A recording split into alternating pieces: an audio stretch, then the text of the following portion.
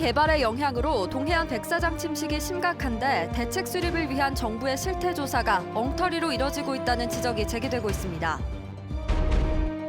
전국 지자체를 대상으로 아동의 삶의 질을 조사했는데 경상북도가 최하위로 나타나 대책이 시급합니다. 울릉군의 내년도 예산이 사상 처음으로 2천억 원을 넘었는데 도서종합개발사업과 식수원 정비사업에 국도비 보조금이 증가했습니다.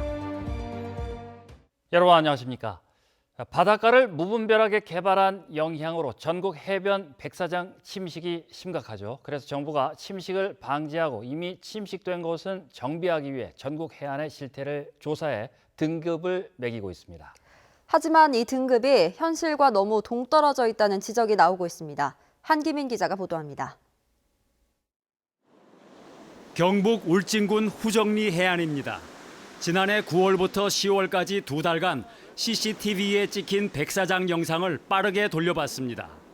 끊임없이 밀려드는 파도에 모래가 깎여나가고 돌로 쌓은 옹벽은 무너져 내립니다. 연안 침식을 막기 위한 옹벽이지만 밑부분이 패이면서 돌덩이가 굴러떨어집니다. 또 다른 CCTV에 1년 반 동안 찍힌 백사장도 모래가 줄어드는 모습이 확연합니다. 한국해양과학기술원의 영상 모니터링 결과 최근 6년간 이 해안에서만 덤프트럭 6만 대 분량의 모래가 유실됐습니다. 하지만 이상하게도 침식 등급은 우려를 나타내는 C등급에서 보통인 B등급으로 오히려 상향됐습니다. 인근 해안도로로 가봤습니다. 백사장 쪽에 파도 방지 시설을 해놨지만 잇따른 태풍에 차로 하나가 사라졌습니다.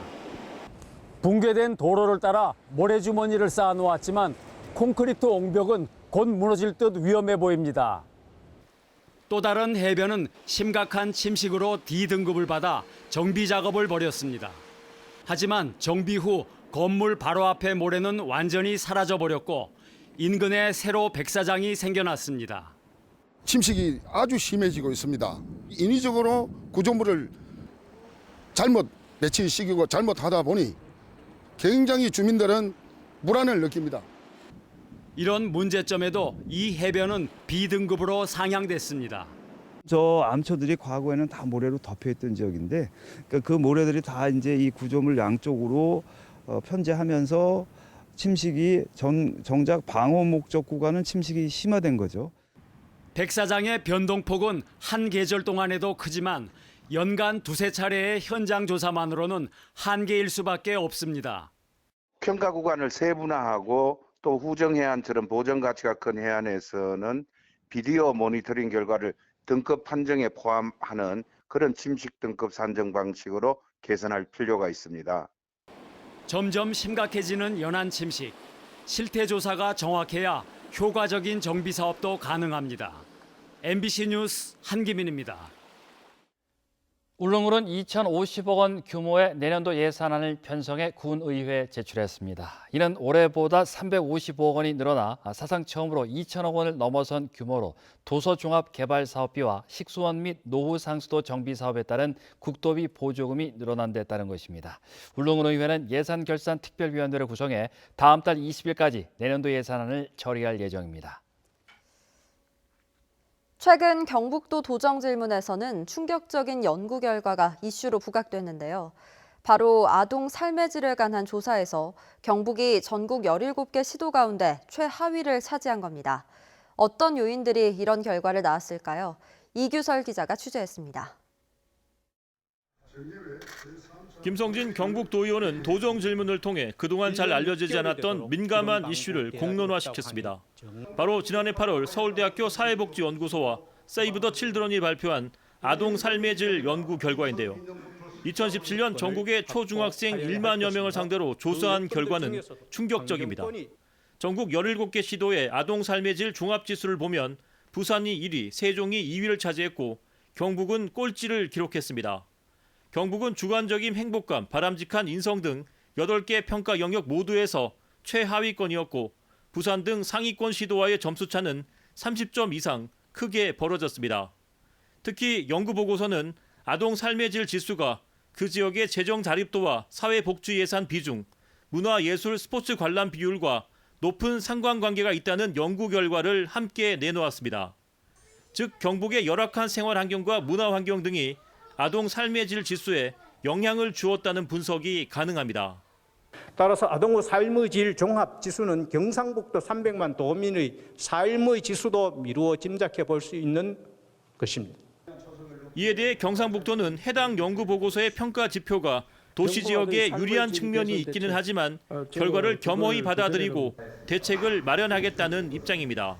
아이 키우기 좋은 그런 경북을 만들겠다고 제가 약속을 하고 했는데 이런 문제에 대해서 자성하면서 정말 철저히 어디가 문제 있는지. 아동의 삶의 질은 그 지역의 경제 여건과 사회 복지 등 주민 전체 삶의 질과 밀접한 상관관계가 있는 만큼 통합적인 접근과 대책 마련이 필요해 보입니다. MBC 뉴스 이규설입니다. 제약 연구개발 회사인 한미사이언스가 경상북도와 포항시, 포항공대와 신약 개발을 위한 협약을 체결했습니다. 이들 기관은 방사광 가속기와 극저온 전자현미경 등 첨단 연구 장비를 활용해 세포막 단백질 구조 연구, 표적 단백질 구조에 기반을 둔 신약 개발에 협력하게 됩니다. 또 신약 개발 분야 산학일체 연구센터와 전문 연구소, 바이오 특성화 대학원을 포항공대에 설립하기로 했습니다.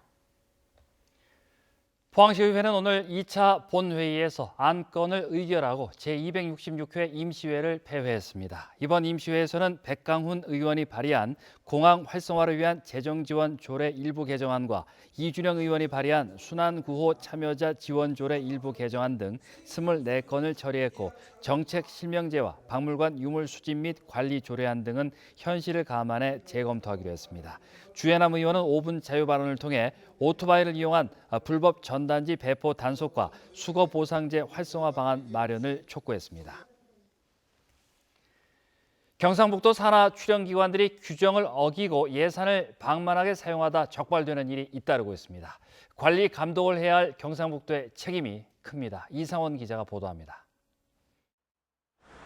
경상북도 경제진흥원은 지난해 정규직 직원에게 성과급을 지급하면서 개인별 근무 실적이 아닌 직급별로 나눠먹기식 배분을 하다 감사에 적발됐습니다. 정부가 오래전부터 이런 잘못된 관행을 시정하라고 지침을 내렸지만 소용이 없었습니다. 경북신용보증재단은 지난 2016년부터 지난해까지 3년간 인건비를 34.37% 올렸습니다. 정부 가이드라인 25.27%를 어기고 과다 지급한 겁니다. 출연기관의 요직에 공무원 출신 낙하산 인사를 보내는 일이 반복되면서 관리감독기관인 경상북도가 손을 놓았고 감시의 사각지대가 돼버린 겁니다. 기관의 장들이 보면은 지사하고의 어떤 관계에서 들어가다 보니까 본청에서 이 국장이나 과장들이 함부로 통제를 못해. 눈치가 보여서 우리 감독을 받고 업무 지휘를 받아야 될 본청에 비해서 우위에 있는 경우들이 많아요. 경상북도는 뒤늦게 대책을 마련하느라 고심하고 있습니다. 잘못된 사실이 있을 때 있지 않습니까? 네. 그런 쪽에 그 사실에 대한 페널티를 더 좀 강화하는 방향이고, 이제 소감 관리 부서에서 지도 감독을 제대로 할 수 있는 그런 방향을 잡았고. 경상북도 출연기관에서 끊이질 않고 있는 각종 문제들은 결국 관리 감독을 맡고 있는 경상북도의 느슨한 관리 체계 때문이고, 이는 출연기관의 부실 경영으로 이어지고 있습니다. 재발 방지를 위해 관리 감독 체계를 전면적으로 보완하고 강화해야 한다는 지적이 제기되고 있습니다. MBC 뉴스 이상온입니다. 동해안 최대 낚시 포인트인 울진 왕돌초 해역에서 낚시 여선의 영업이 금지돼 어민들이 규제 완화를 요구하고 있습니다. 12해리 영해 밖에 위치한 왕돌초 해역은 관행적으로 낚시 영업이 이뤄져 왔지만 지난해 7월 법제처가 낚시 영업이 가능한 시도지사의 관할 수역을 영해로 한정한다는 법령 해석을 내려 영업이 중단된 상태입니다. 해양수산부는 소형 어선의 안전상 위험 때문에 영업구역 확대는 어렵다는 입장이지만 어민들은 낚싯배 사고가 주로 해안선이 복잡하고 섬이 많은 서남 해안에서 발생한다며 생계의 어려움을 호소하고 있습니다. 포항시 장량동의 교통난을 해소하기 위해 영일만 대로와 영일만 4 일반 산업단지를 잇는 곡강 IC가 오늘 임시 개통됐습니다. 이에 따라 남송IC의 교통량이 시간당 4,500대의 D등급에서 C등급으로 개선돼 장성 양덕동 주민들의 출퇴근 정체 해소와 영일만 4 일반 산업단지의 기반 인프라가 구축되게 됐습니다. 곡강IC는 영일만대로 미개설 구간 750m를 연결하는 사업으로 내년 상반기에 완공될 예정입니다. 매월 마지막 주는 문화가 있는 주간인데요. 포항에서 오는 29일 지역 음악인들의 특별한 연주회가 열립니다. 한 주간의 문화 소식과 함께 박세아 아나운서가 전해드리겠습니다. 아름다운 선율의 바이올린과 맑고 깨끗한 음색의 클라리넷을 따라 피아노가 앞서거니 뒤서거니 동행합니다.